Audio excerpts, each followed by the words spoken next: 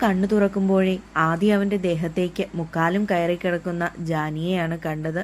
മുഖം അവന്റെ കഴുത്തിടുക്കിലേക്ക് അമർത്തി വെച്ചിട്ടുണ്ട്. ഒരു കൈയാൽ അവളെ ചേർത്ത് പിടിച്ച് അവൻ എങ്ങനെയൊക്കെയോ ഏന്തി വലിഞ്ഞ് ഫോൺ എടുത്ത് സമയം നോക്കി. 5:30 കഴിഞ്ഞതേയുള്ളൂ. ഇന്നിനി എന്തായാലും വർക്കൗട്ടിന് പോകാൻ പറ്റില്ലാത്തത് കൊണ്ട് കുറച്ചു നേരം കൂടി കിടക്കാമെന്ന് വിചാരിച്ച് വീണ്ടും ജാനിയിലേക്ക് തന്നെ ശ്രദ്ധ തിരിച്ചു. അവളുടെ നീണ്ട മുടിയിഴകൾ അവരുടെ രണ്ടുപേരുടെയും ദേഹത്താകെ ചിതറിക്കിടക്കുന്നുണ്ട്. അവനൊരു കയ്യാൽ അതെല്ലാം മാടി ഒതുക്കി കൊടുത്തു. ഇവളെന്താണാവോ ഈ മുടിയിൽ തേക്കുന്നത്? നല്ല പഞ്ഞി പോലെയുണ്ട് തൊടാൻ. ആദ്യം അവളുടെ മുടിയിലൂടെ പയ്യെ വിരലുകൾ ഓടിച്ചു.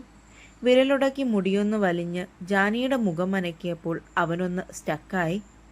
കുറച്ച് സെക്കൻഡ് കഴിഞ്ഞ് അവൾ ഉറങ്ങിയെന്ന് മനസ്സിലായപ്പോഴാണ് അവൻ ശ്വാസം എടുത്തത് തന്നെ.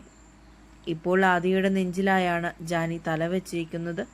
ചുണ്ടൊക്കെ പിളർന്ന് കുഞ്ഞു കുട്ടികളെപ്പോലെയാണ് കിടപ്പ്. അവൻ ആ ചുണ്ടുകൾ വിരല് വെച്ച് പൂട്ടാൻ നോക്കി. പിന്നെയും അത് തുറന്നു വരും. 2-3 പ്രാവശ്യവും കൂടി നോക്കിയിട്ട് അവൻ ആ ശ്രമം ഉപേക്ഷിച്ചു. ജാനി ഒന്നുകൂടി അനങ്ങിയതും അവൻ വേഗം കണ്ണുകൾ അടച്ചു. ആ കിടപ്പിൽ എപ്പോഴോ ആദിയും ഉറങ്ങിപ്പോയി. പിന്നെയും ഏറെ സമയമെടുത്തു ജാനി ഉറക്കം വിട്ടെഴുന്നേൽക്കാൻ. ആദിയുടെ രോമാവൃതമായ വിരിനെഞ്ചിലായാണ് താൻ കിടക്കുന്നതെന്നറിഞ്ഞതും അവളുടെ കണ്ണൊന്നു മിഴിഞ്ഞു. ചാടിപ്പിടഞ്ഞ് എഴുന്നേൽക്കാൻ നോക്കിയിട്ട് അവൾക്ക് സാധിക്കുന്നുണ്ടായിരുന്നില്ല. അവൾ ദയനീയമായി അവൻ്റെ മുഖത്തേക്ക് നോക്കി.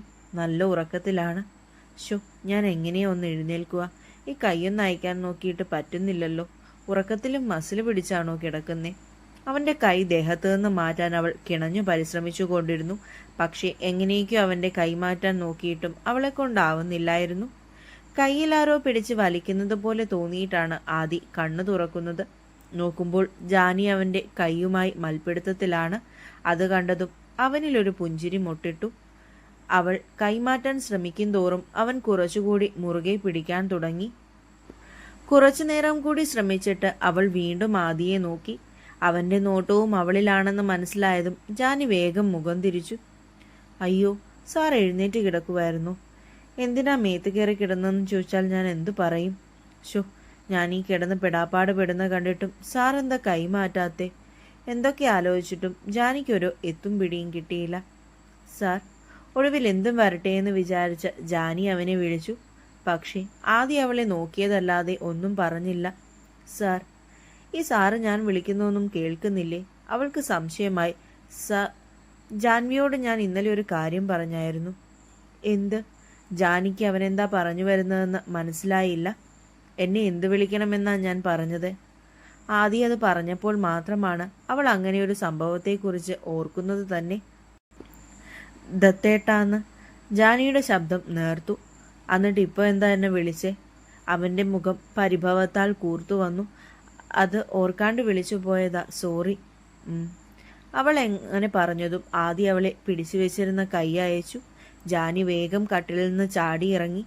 ആദിയുടെ ഫോണിലേക്ക് ഒരു കോൾ വന്നതും അവളെ ഒന്ന് നോക്കിയിട്ട് അവനത് അറ്റൻഡ് ചെയ്തു. അവൻ്റെ ശ്രദ്ധ ഫോണിലേക്കാണെന്ന് കണ്ടതും ജാനി വേഗം വാഷ്റൂമിലേക്ക് കയറി വാതിലടച്ചു. രാവിലത്തെ ബ്രേക്ക്ഫാസ്റ്റും കഴിച്ചിട്ടാണ് അവരവിടെ നിന്ന് ഇറങ്ങിയത്. ജാനിയുടെ ബുക്സും ബാക്കി വേണ്ട സാധനങ്ങളുമൊക്കെ അവൻ നേരത്തെ വണ്ടിയിലെടുത്ത് വെച്ചിട്ടുണ്ടായിരുന്നു. അവിടുന്ന് നേരെ വിച്ചുവിൻ്റെയും അമ്മുവിൻ്റെയും അടുത്ത് പോയിട്ടാണ് അവർ ധ്വനിയിലേക്ക് എത്തിയത്. അപ്പച്ചിയും കാർത്തികയും ഒക്കെ പോയെന്നറിഞ്ഞപ്പോൾ തന്നെ ജാനിക്ക് ലോട്ടറി അടിച്ച പ്രതീതിയായിരുന്നു. വീട്ടിലെത്തി അമ്മയോട് വിശേഷങ്ങളൊക്കെ പങ്കുവെച്ച് കുറേ നേരം ഇരുന്നു.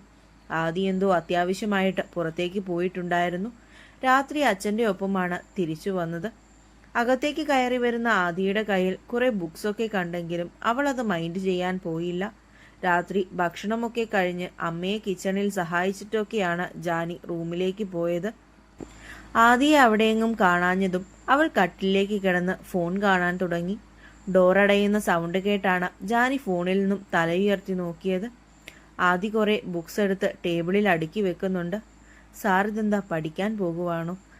എന്തേലും കാണിക്കട്ടെ. അവൾ വീണ്ടും ഫോണിലേക്ക് നോട്ടം പായിച്ചു. ജാൻവി, ഇവിടെ വാ. അവൾ കട്ടിലിൽ നിന്ന് എഴുന്നേറ്റ് അവൻ്റെ അടുത്തേക്ക് ചെന്നു. അവനെന്തിനാ വിളിച്ചതെന്നുള്ള സംശയമായിരുന്നു ജാനിയിൽ. നിനക്ക് നീറ്റ് എക്സാമിന് റെഫർ ചെയ്യാനുള്ള ബുക്സാണിതൊക്കെ. അടുത്ത ആഴ്ച മുതൽ അത് പഠിക്കാൻ തുടങ്ങാം. ആദി പറഞ്ഞത് കേട്ടതും അവളുടെ കണ്ണ് രണ്ടും മിഴിഞ്ഞു. അവൾ അവനെ തന്നെ തുറച്ചു നോക്കിക്കൊണ്ട് നിന്നു. നീറ്റ് എക്സാമോ? ഈശ്വര, വറചട്ടിയിൽ നിന്ന് എരുതിയിലേക്ക് ചാടിയ അവസ്ഥയാണല്ലോ എൻ്റേത്. ഇന്നലെ മുത്തശ്ശി പറഞ്ഞത് സാർ ഇത്ര ആത്മാർത്ഥമായിട്ട് എടുക്കുമെന്ന് ഞാൻ വിചാരിച്ചില്ല. അത് +2 കഴിഞ്ഞിട്ട് പോരെ അത് പഠിക്കുന്നത്. ഇപ്പോൾ പഠിച്ചാൽ രണ്ടും കൂടി എനിക്കാവില്ല. അവൾ ആവോളം നിഷ്കളങ്കത വാരി വിതറിക്കൊണ്ട് പറഞ്ഞു. അതൊക്കെ ഞാൻ പഠിപ്പിച്ചോളും. ടൈമൊക്കെ ഞാൻ മാനേജ് ചെയ്തു തരാം. അത് കേട്ടപ്പോൾ ജാനിയുടെ മുഖം വാടി. ഇനി എന്തു പറഞ്ഞിട്ടും കാര്യമില്ല എന്നവൾക്ക് മനസ്സിലായി.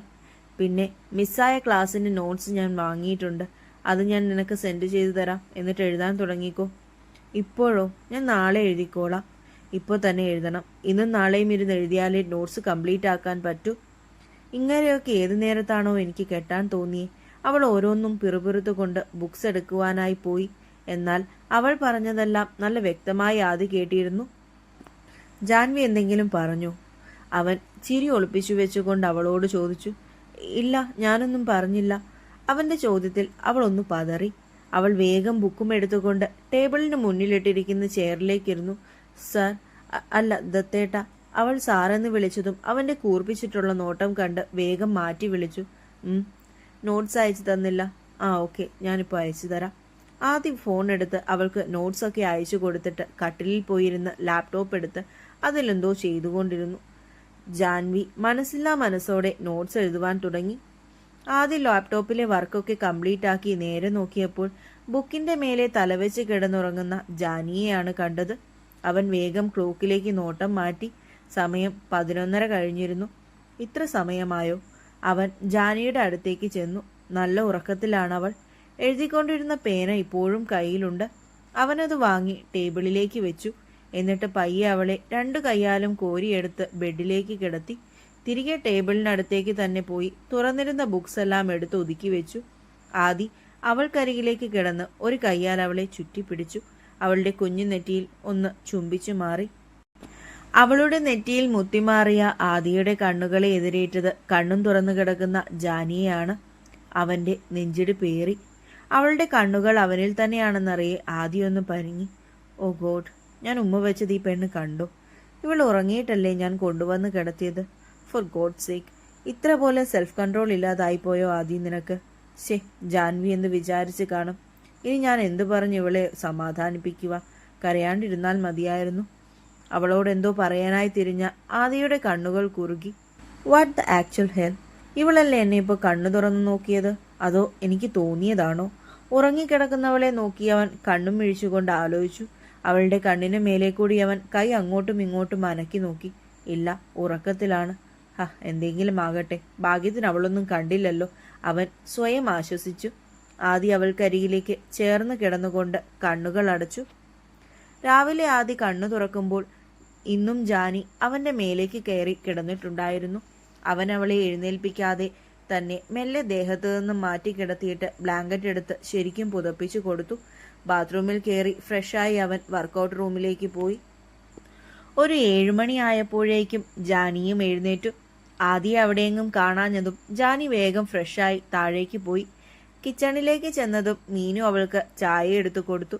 പ്രത്യേകിച്ചൊന്നും അറിയില്ലെങ്കിലും ജാനിയും മീനുവിനെ സഹായിക്കാൻ കൂടി. ആദ്യം എഴുന്നേറ്റോ മോളെ? എണീറ്റമ്മേ. പക്ഷേ അവിടെ റൂമിലെങ്ങും കണ്ടില്ല. അവൻ വർക്കൗട്ട് റൂമിലുണ്ടാകും. നിങ്ങളുടെ ബെഡ്റൂമിൻ്റെ ഓപ്പോസിറ്റ് ഒരു റൂമില്ലേ, അതിൽ. ഓ, ആ റൂമാണോ? എപ്പോഴും അടഞ്ഞു കിടക്കുന്നത് കാരണം ഞാനത് ശ്രദ്ധിച്ചിട്ടേയില്ല. അവിടെ പോയി നോക്കിയാലോ? അല്ലേ വേണ്ട, ഇനി പോയി നോക്കിയാൽ അങ്ങേര് ചിലപ്പോൾ എന്നോട് എക്സസൈസും കൂടി ചെയ്യാൻ പറയും.